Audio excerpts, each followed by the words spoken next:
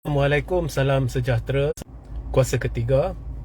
So seperti biasa, jika audio jelas ya, boleh tolonglah maklumkan kepada saya di ruang komen, share ramai-ramai, dan juga sertai Telegram saya, Regi Jesse Rita Udin. Baik, saya telah meminta di dalam Facebook, jika ada apa-apa soalan ataupun perkara yang anda ingin saya ulas, jadi anda boleh pergi komen ke sana dan saya boleh ulas lah. Tetapi secara peribadi pun ada satu permintaan kepada saya untuk mengulas mengapa berlaku politik keterlaluan di negara ini. Okey. So apa itu politik keterlaluan? Saya pun tak tahulah apa yang dimaksudkan oleh pihak yang bertanya itu secara spesifik. Tetapi apa yang saya boleh nyatakan di sini adalah secara politik di negara ini keterlaluan. Dan kali ini saya bukan menumpu kepada kerajaan sahaja. Secara amnya ianya keterlaluan. Sebab di negara ini kalau kita lihat sejak zaman Barisan Nasional, dan khususnya bermula pada zaman Barisan Nasional, politik selalunya apabila dekat dengan pilihan raya negeri, pilihan raya ataupun pilihan raya kecil maupun pilihan raya umum, naratifnya adalah bersempadankan perkauman dan agama. Walaupun ada perkara-perkara lain yang menjadi tumpuan, tetapi pokoknya ataupun isu utamanya selalunya berhubung dengan kaum dan agama. Dari satu sudut ini tidak salah, kerana dalam negara ini di mana ada berbilang bangsa, dia juga ada berbilang agama. So kita ada parti politik yang bersandar ataupun berdasarkan agama dan bangsa, dan tidak salah bagi mana-mana pihak untuk mempertahankan agama dan bangsa ataupun memperjuangkan kebajikan dan kebaikan buat agama dan bangsa dia menerusi saluran parti pada pilihan raya. Tetapi malangnya di negara ini memang sudah jadi satu budaya dalam politik untuk serang menyerang atas tiket agama dan bangsa.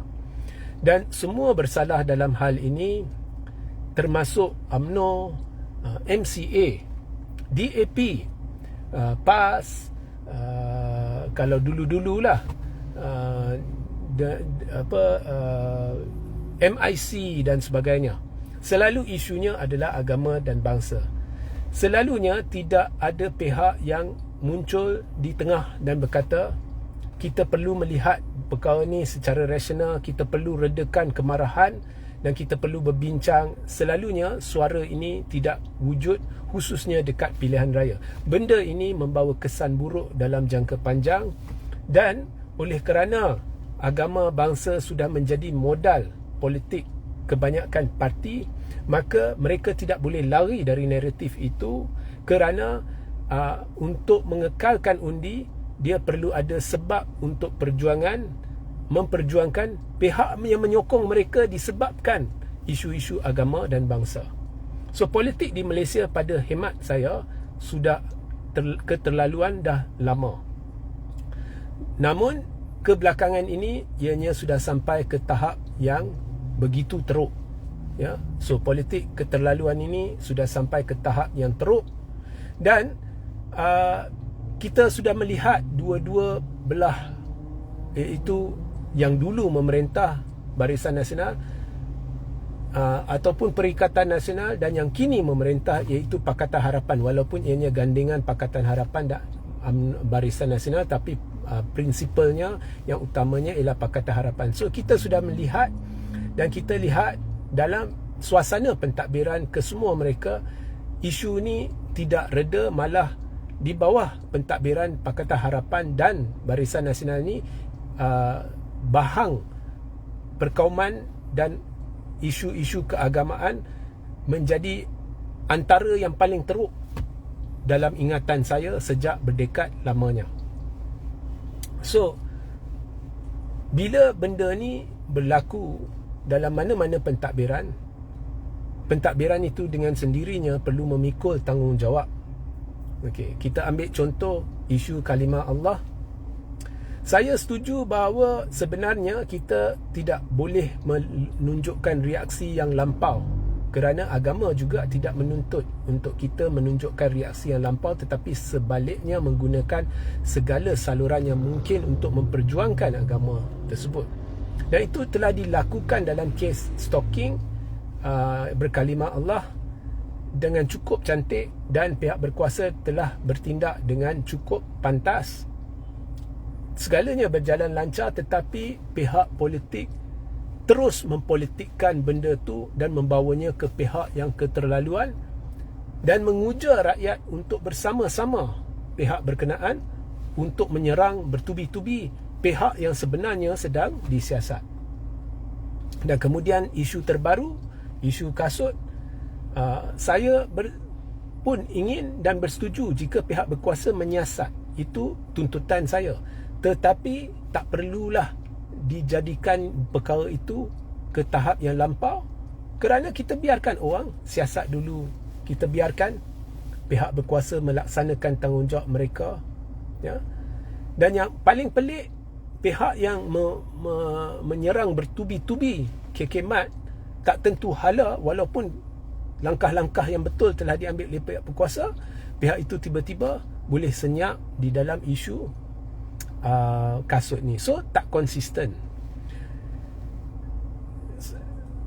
Benda ni sebenarnya memusnahkan negara ni, dan jika berterusan, negara kita tidak mungkin akan mencapai kemajuan pada tahap yang sepatutnya. Okay? These religious, racist issues will bring the country down. Okay? Jadi saya rasa semua pihak, tak kiralah pembangkang maupun kerajaan, perlu mengambil pendirian untuk menjarakkan diri daripada polemik perkauman dan keagamaan. Saya tak suruh anda jangan perjuangkan agama dan bangsa, tidak, itu wajib. Tetapi melakukannya dengan rasional, dan tidak mengapi-apikan semangat perkauman atau keagamaan di kalangan rakyat, ya. Melakukan perbincangan-perbincangan dan muzakarah ke arah mencari penyelesaian, dan memberi tumpuan lebih kepada isu-isu ekonomi, isu-isu rakyat, dalam pada rakyat tengah sengsara dengan keadaan ekonomi yang teruk, ringgit yang teruk dan sebagainya. Saya rasa pendekatan politik perlu berubah di semua peringkat. Dan saya rasa parti-parti politik perlu menilai semula ideologi perjuangan mereka, ya. Contohnya UMNO nak perjuangkan agama dan bangsa, silakan, saya sokong. Tetapi cara hendak melakukan perjuangan itu, apa yang dibolehkan, apa yang tidak dibolehkan, perlu diteliti semula. Kita tidak mahu sikap cuba mengapi-apikan semangat perkauman semata-mata untuk raya undi. We don't want that, ya. Kita tidak mahu perjuangan agama dan bangsa untuk tujuan politik, untuk tujuan meraih undi. Kita mahu perjuangan agama dan bangsa betul-betul ikhlas, ya, demi agama dan bangsa. So selagi ahli-ahli politik tidak berubah, selagi itulah negara kita akan terus dibelenggu dengan masalah politik keterlaluan, politik ekstremis, dan semua pihak bersalah, tidak kira pembangkang maupun kerajaan, ya. Dan rakyat perlu berhenti memberi tumpuan kepada isu-isu ni dan berfikir secara lebih matang dalam satu-satu isu, bukan secara emosi.